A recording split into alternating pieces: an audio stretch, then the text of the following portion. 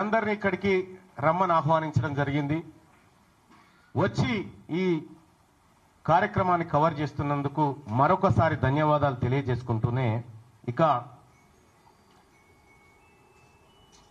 గౌరవ ముఖ్యమంత్రి రేవంత్ రెడ్డి గారు మన కాంగ్రెస్ పార్టీ నుంచి బయటికి పంపించడం ద్వారా ఏదో జరిగిపోతుంది, ఇక బీసీ ఉద్యమం ఆగిపోతుంది, బీసీలు ఇంకెవరు మాట్లాడరు అనేటువంటి భ్రమలు మీకేమన్నా ఉంటే తొలగించుకోరాలి. వెనకటి బీసీలం కాదు, మేమంతా ఆధునీకరించబడి ఆలోచన మెరుగుపరుచుకొని వచ్చిన మలిదశ బీసీ ఉద్యమకారులు మేమంతా ఇప్పుడు పుట్టుకొచ్చిన వాళ్ళం. ఇవాళ అడిగింది ఏంది? తీన్మార్ మల్లన్న అడిగింది కులగణన తప్పు.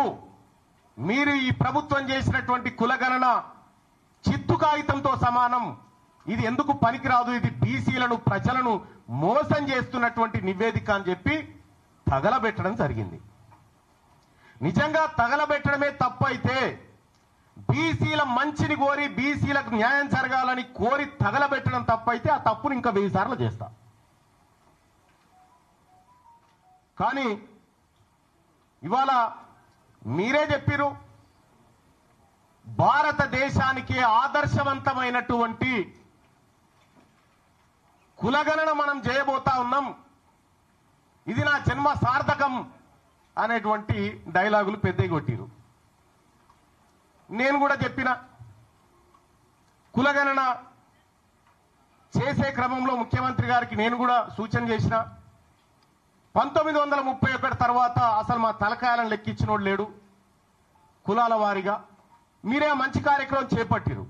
మీరు చేపట్టే కార్యక్రమం దేశానికి ఆదర్శంగా ఉండాలి, రాహుల్ గాంధీ గారు తల ఎత్తుకొని మాట్లాడే విధంగా ఉండాలి, దీని ఒక పండుగ వాతావరణంలో చేయాలనేటువంటి మాట చెప్పడం జరిగింది.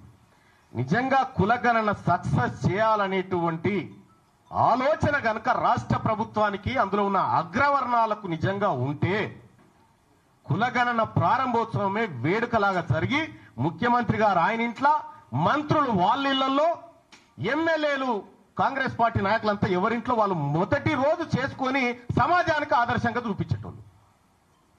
గతంలో 2014లో కేసీఆర్ గారు సర్వే చేసినప్పుడు దుబాయ్, బొంబాయి ఎక్కడున్నాడు గురుకొచ్చిండు, అంత పకడ్బందీ ప్రచారం చేసిరు.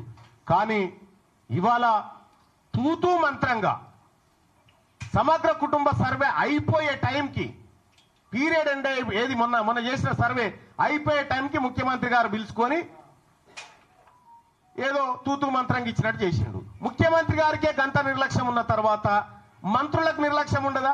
కింద క్యాడర్కు నిర్లక్ష్యం ఉండదా? పోనీ చేసిండ్రేదో మీరే చెప్తిరి ఆదర్శవంతమైన సర్వే ఎప్పుడైతే 100% చేసి 100% లెక్కల్లో పక్కాగా ఎవరి వాటా ఏందో తేల్చి సర్వే బయటికి వస్తే అది ఆదర్శవంతమైంది అంటారు. మీరు చేసినటువంటి సర్వే ఆదర్శవంతమైన సర్వే కాదు, అది అగ్రవర్ణాలను ఎక్కువ చూపించి అనగారిన వర్గాలను తొక్కి పెట్టడానికి మీరు ఉపయోగించుకున్నటువంటి సర్వే.